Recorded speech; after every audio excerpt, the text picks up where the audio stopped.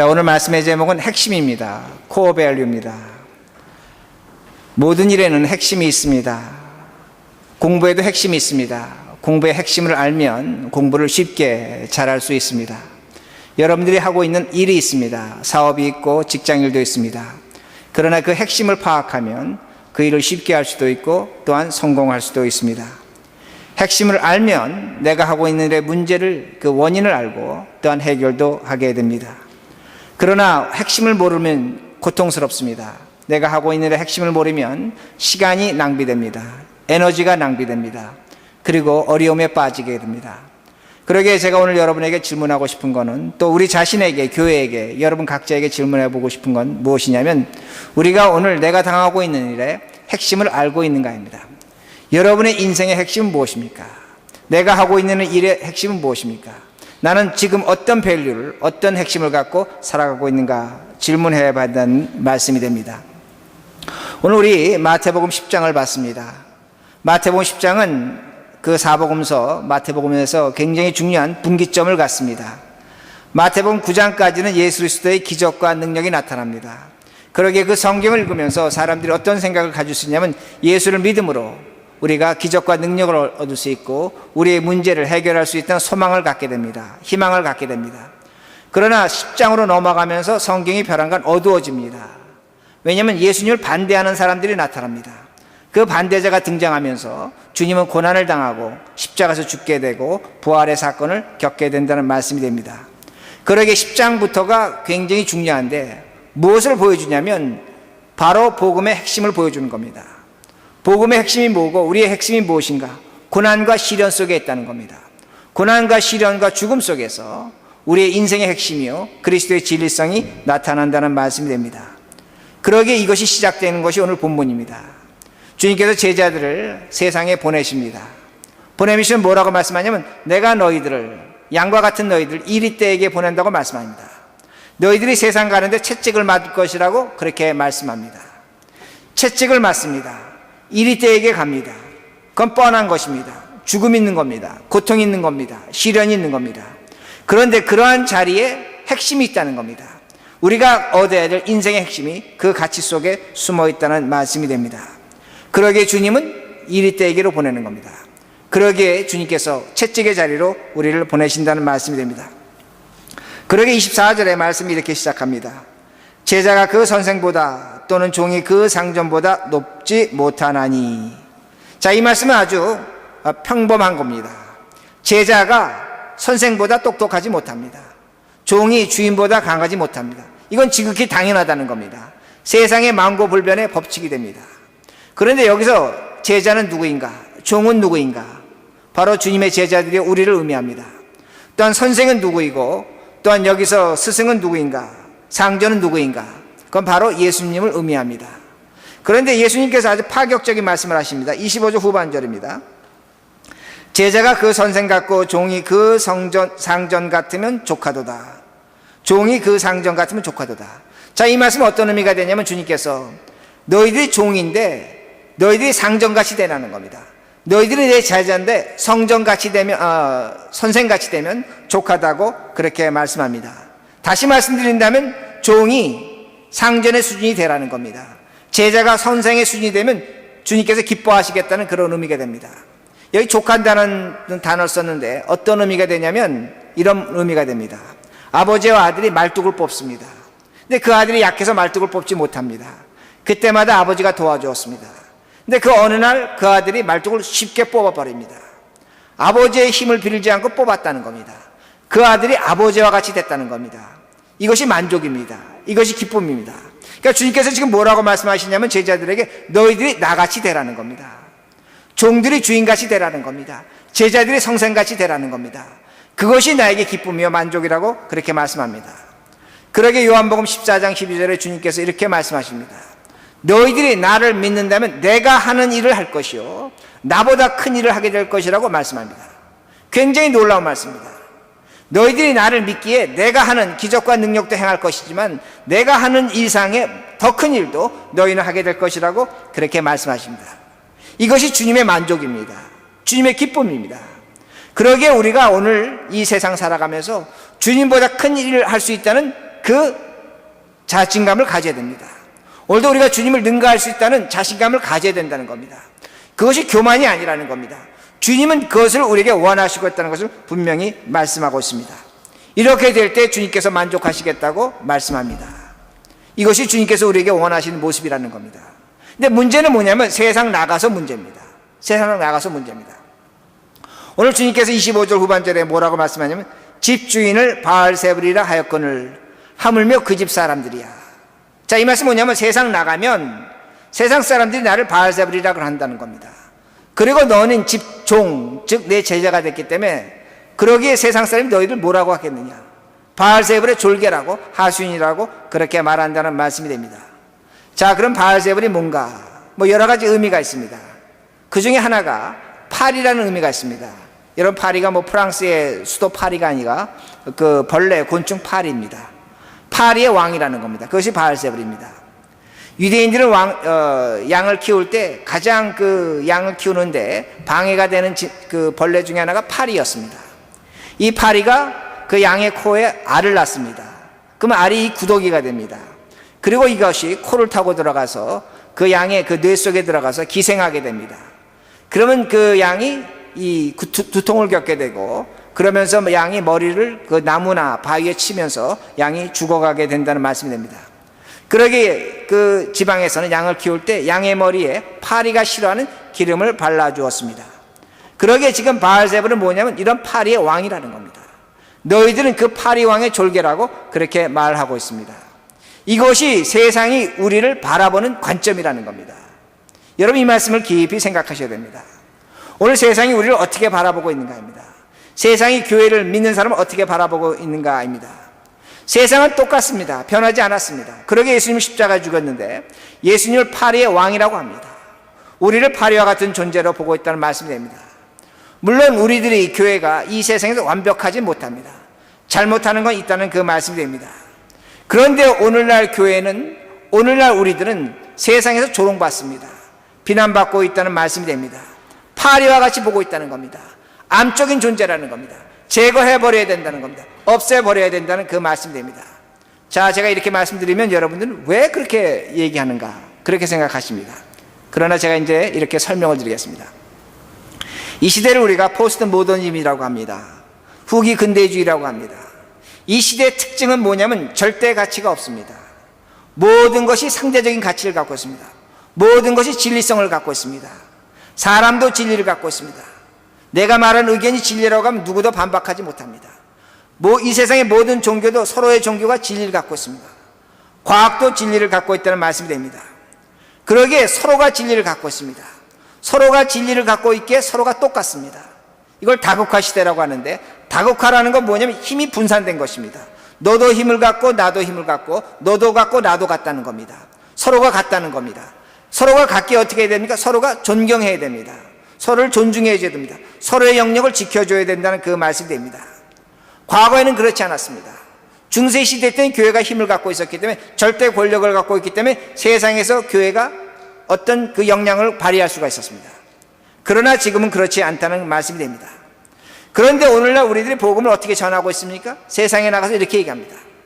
세상 사람들 보고 우리가 말하는 것이 뭐냐? 인간은 죄인이다. 예수 그리스도가 길이요 진리요 생명이다. 예수를 믿지 않으면 영원한 심판과 저주가 있다.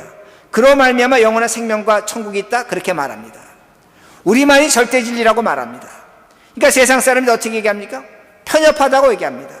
세상 사람들이 우리를 조롱합니다. 어떻게 너희만 옳다 그러냐? 다른 종교는 진리가 있는데 그걸 인정하지 않느냐? 이렇게 야유하고 비난하고 있다는 말씀입니다. 세상 우리를 자아도취라고 합니다. 세상 우리를 폐쇄적이라고 그렇게 말한다는 말씀입니다. 오늘 기독교 진리를 갖고 우리가 세상 살아갈 때에 우리는 세상을 불련시키고 있습니다. 파괴시키고 있다는 겁니다. 그러기에 세상은 우리를 파리 취급하는 겁니다. 그러기에 세상은 주님을 바알세불이라고 그렇게 말할 수밖에 없다는 말씀이 됩니다. 이것이 오늘날 우리들이 갖고 있는 복음의 진리성이라는 겁니다. 이 진리성을 갖고 살아갈 때 세상과 우리는 이렇게 충돌할 수밖에 없습니다. 세상 우리를 거절할 수밖에 없다는 말씀입니다. 그런데 한 가지가 더 있습니다. 오늘날 이 시대의 가장 중요한 잣대는 뭐냐면 과학이 절대 진리화됐습니다. 과학이 진리가 됐다는 겁니다. 그러기에 과학이 우리에게 좋은 것, 유용한 것 많이 주었습니다. 세상을 편리하게 해줬고 우리가 살아가는데 여러 가지 유익을 주었습니다. 근데 과학이 발전함으로 무엇이 들어왔냐면 바로 진화론이 들어왔습니다. 진화론이 들어오면서 하나님의 창조를 밀어냈습니다. 이제는 세상 사람들이 하나님 없이도 얼마든지 살 수 있는 시대가 됐다는 겁니다. 과학이 진리입니다. 과학이 진리입니다. 그러기에 기독교 종교도 과학과 비교해봐서 맞지 않으면 미신으로 전락해버렸다는 겁니다. 그러기에 우리의 신앙을 미신 취급받고 있다는 말씀이 됩니다. 이것이 오늘날 많은 교인들이 갖고 있는 생각이요, 이 시대가 갖고 있는 풍조라는 겁니다. 그렇게 믿고 있다는 겁니다. 과학을 절대화하고 있다는 겁니다. 절대 진리로 생각하고 있다는 겁니다. 그러나 제가 간단하게 이렇게 질문하고 싶습니다. 어젯밤에 눈이 왔습니다. 그리고 우리가 가끔 비가 옵니다. 자, 눈과 비가 오는 거 과학적으로 증명할 수 있습니다. 그건 분명됩니다. 날이 춥다, 날이 덥다, 어떤 물체의 현상, 우리는 분명히 과학적으로 증명합니다. 그러나 과학적으로 증명하지 못하는 건 많이 있습니다. 어떤 것이 과학적으로 증명하지 못하냐면, 왜 사람은 죽음을 두려워합니까? 왜 사람은 선과 악 속에서 살아갑니까? 왜 오늘도 우리는 사랑을 받아야 되고 사랑을 하며 살아야 됩니까? 왜 오늘도 우리는 슬픔과 아픔을 갖고 살아가고, 왜 우리는 오늘도 성공과 기쁨을 좋아합니까? 이건 과학적으로 증명되지 못하는 겁니다. 과학이 모든 것을 다 대답해 줄 것 같지만 그렇지 않다는 겁니다.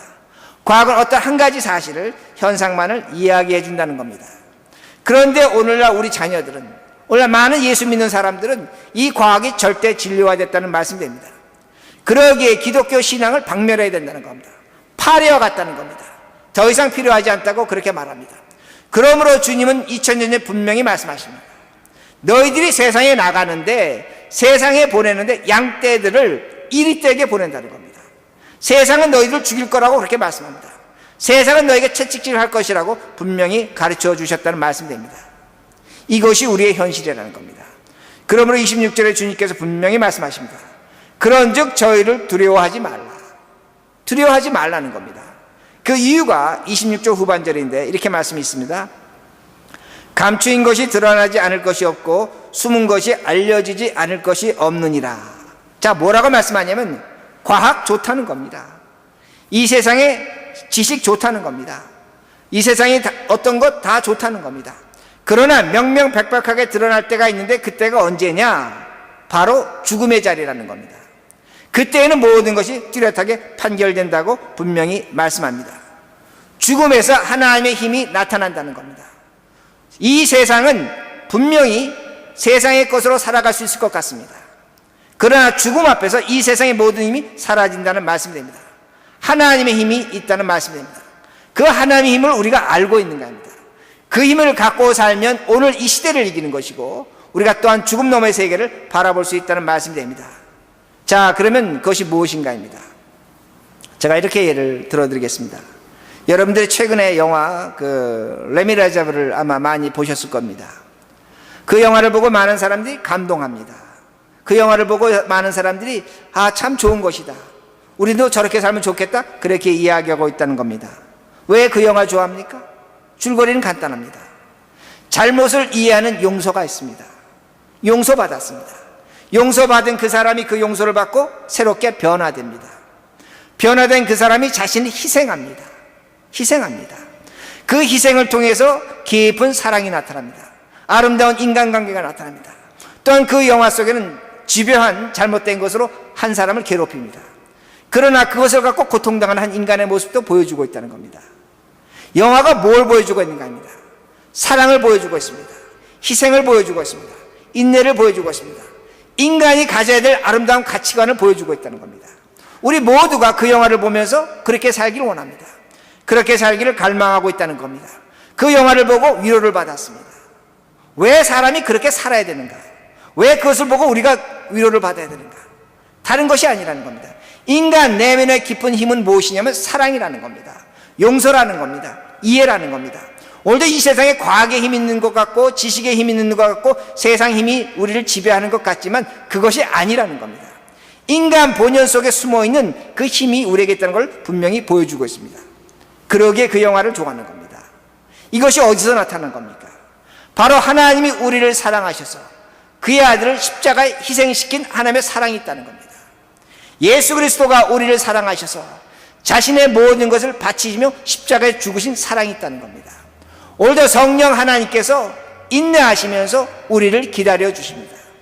사랑과 희생과 인내가 예수 그리스도 하나님의 분명히 있다는 것을 우리들이 알 수가 있습니다. 이걸 우리는 갖고 있는 겁니다. 세상은 이걸 갖고 있지 않습니다. 세상은 지식의 힘으로, 과학의 힘으로 살아갑니다. 그러나 우리는 인간이 가져야 될 본연의 것, 가장 아름다운 것을 우리는 갖고 있다는 말씀이 됩니다. 다시 제가 이걸 이렇게 예를 들어 말씀을 드리겠습니다. 어떤 훌륭한 무사에게 와서 어떤 사람이 내가 당신의 제자가 되고 싶습니다, 그렇게 말을 했습니다. 자, 그러니까 그 무사, 그럼 내가 너에게 칼 쓰는 법을 가르쳐 주겠다. 그래서 목검으로 두 사람이 훈련을 했습니다. 그 제자가 사살을 받았습니다. 자, 그 제자가 정말로 스승보다 칼싸움을 잘했습니다. 자, 선생이 그 제자에게 이렇게 얘기합니다. 이제는 너가 이 무예를 익혔으니까 세상으로 가라는 겁니다. 자, 세상에 나가서 이 무사가 싸울 때 무슨 칼로 싸워야 됩니까? 진짜 칼로 싸워야 되는 겁니다. 진짜 칼로 목숨을 걸고 싸워야 되는 겁니다. 그래야지 무사가 된다는 말씀입니다. 오늘 마찬가지입니다. 우리가 오늘도 교회에 와서 하나님의 말씀, 사랑과 은혜와 용서를 듣습니다. 이건 마치 무엇과 같은 목검 들고 싸우는 것과 똑같습니다. 우리는 예수님을 능가할지도 모릅니다.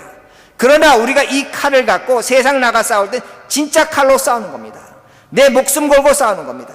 내 목숨 걸고 사랑해야 되고, 내 목숨 걸고 용서해야 되고, 내 목숨 걸고 인내해야 된다는 그 말씀입니다. 여기서 하나님의 힘이 나타나는 겁니다. 여기서 세상이 줄 수 없는 능력을 우리는 받을 수 있다는 말씀입니다. 이것이 우리에게 주어진 특권이요, 우리에게 주어진 복이라는 그 말씀입니다. 그러게 칼을 사용해 보시기 바랍니다. 그 사랑의 칼을 사용할 때 한 사람이 치유받습니다. 그 치유가 나를 절망해서 극복하게 합니다. 사랑했는데 내가 오히려 덕을 본다는 겁니다. 여러분, 한 사람 용서해 보시기 바랍니다. 정말로 내가 그를 용서했다면 그 사람이 용서를 받고 행복해 합니다. 그 행복한 것이 나의 아픔을 극복하게 한다는 겁니다. 여러분, 우리가 인내를 많이 합니다. 인내라고 합니다.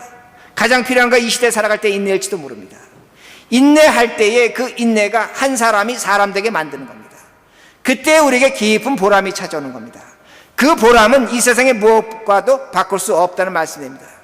오늘 우리에게 이런 것이 주어진 겁니다. 세상이 줄 수 없는 걸 우리는 갖고 사는 겁니다. 이것이 바로 복음 전하는 것이요, 이것이 바로 우리가 이 세상을 이기며 살아가는 삶의 핵심이라는 말씀입니다. 하나님은 우리에게 이 싸움을 원하신다는 말씀입니다. 우리가 이러한 싸움을 살아갈 때에 세상은 우리를 팔이라고 조롱하지 않습니다. 세상은 우리를 다시 한번 바라본다는 겁니다. 예수 그리스도의 이름과 영광이 나타나는 것입니다. 이것이 전도요, 이것이 선교인 것을 다시 한번 분명히 우리는 알 수가 있습니다.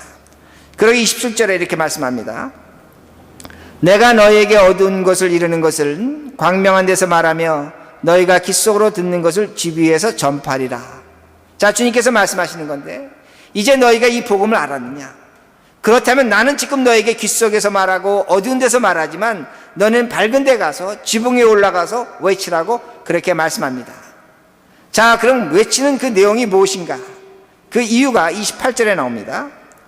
몸은 죽어도 영혼은 능히 죽이지 못하는 자들을 두려워하지 말고 오직 몸과 영혼을 능히 지옥에 멸하신 자를 두려워하라. 자, 이 말씀 무엇인가? 오늘 우리는 이 세상 살아가면서 내 몸을 죽이는 걸 두려워합니다. 그러나 그들은 우리의 영혼을 죽이지 못합니다. 근데 하나님께서 뭐라고 말씀하시냐면, 주님께서 우리의 영혼과 우리의 몸을 죽일 수 있는 하나님이 있다고 분명히 말씀합니다. 세상 두려워하지 말라는 겁니다. 네가 매를 맞아도, 네가 채찍을 맞아도, 그들이 이리 때와 갔다고 할지도 그들 두려워하지 말라는 겁니다. 너가 정말로 두려워할 것은 무엇이냐? 우리의 몸과 영혼을 살리시는 하나님, 우리의 몸과 영혼을 죽이신 하나님을 두려워하라고 그렇게 말씀합니다. 자, 그럼 제가 이렇게 말씀을 드렸을 때 어떤 분은 이렇게 생각합니다. 자, 좋습니다. 하나님이 우리의 몸과 영혼을 살리십니다. 하나님이 우리의 몸과 영혼을 죽일 수 있다고 합니다. 그럼 그 증거를 대보십시오. 증거 있습니다. 어떤 증거가 있냐면 바로 예수 그리스도입니다. 예수 그리스도는 우리와 같이 사시고 십자가에서 죽으셨습니다. 그리고 3일 만에 부활하셨습니다. 주님이 부활할 때 그 몸과 영혼을 하나님이 살리셨다는 그 말씀이 됩니다. 그러기에 그 몸과 영혼이 죽지 않은 것을 분명히 우리에게 보여줍니다. 그 예수님은 이 세상에 무덤이 없습니다. 이 세상의 모든 종교의 창시자는 무덤이 있습니다. 심지어 그들의 죽음의 증거가 있습니다. 사리가 있습니다. 뼈 조각이 있습니다. 그러나 예수에겐 무덤이 없다는 겁니다.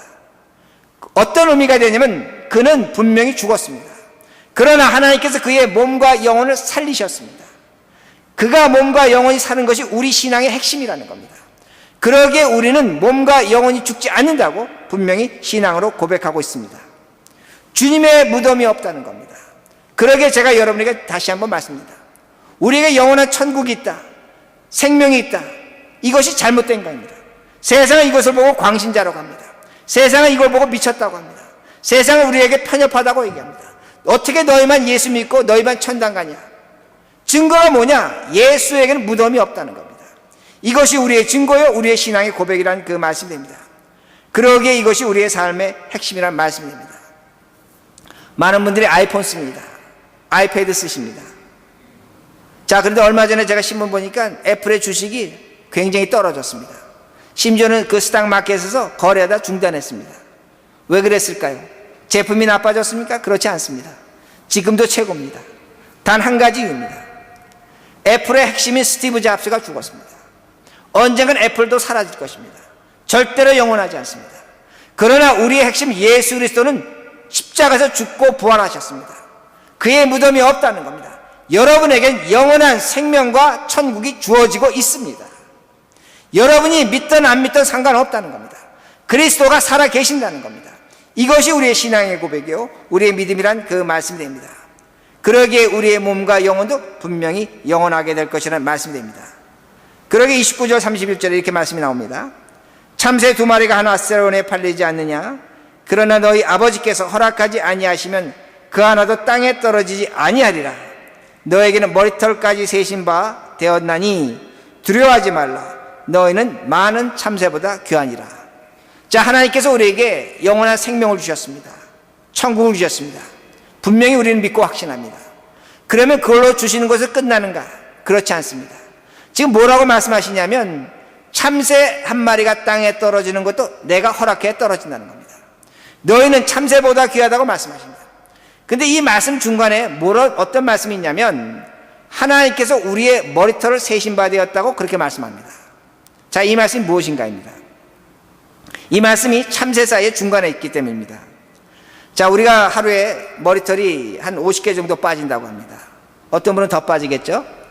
우리는 그냥 빠졌기 때문에 버렸다 이렇게 생각합니다. 성경적인 의미로 한다면 이겁니다. 하나님께서 우리의 머리털을 세신 바 되었습니다. 몇 개인지 정해 놓으셨다는 겁니다. 그런데 거기서 빠진 것 하나님이 허락해서 빠졌다는 겁니다. 우린 지금까지 그런 생각 전혀 하지 않았습니다. 내 머리털 빠지는 것 당연히 생각했습니다. 별 문제가 아니라고 생각했습니다. 하나님은 심각하다는 겁니다. 하나님이 세신 숫자에서 빠졌습니다. 하나님이 허락해서 빠지신 겁니다.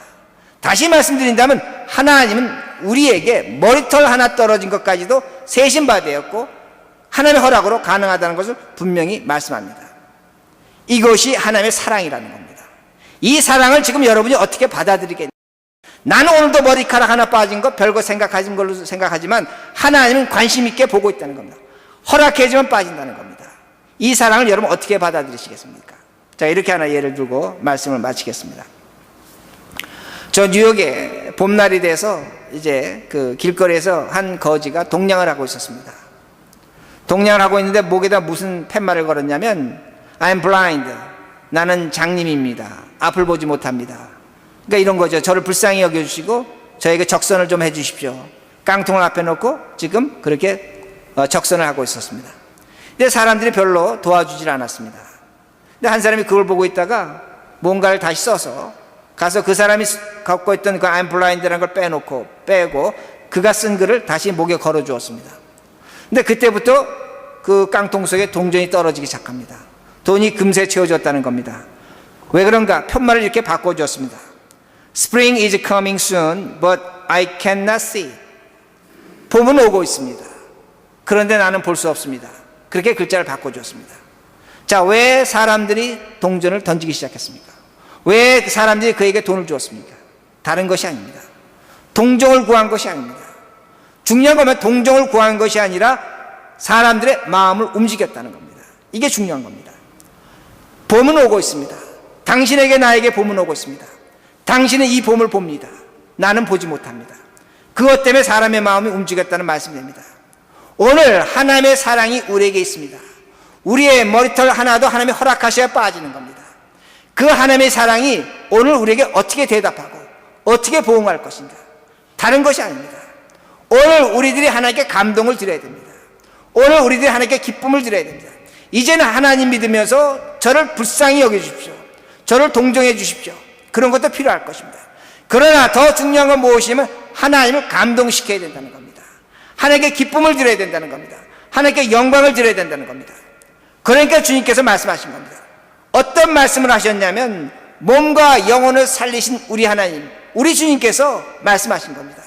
내가 너희들이 나와 같이 되라는 겁니다. 종이 상전같이 되라는 겁니다.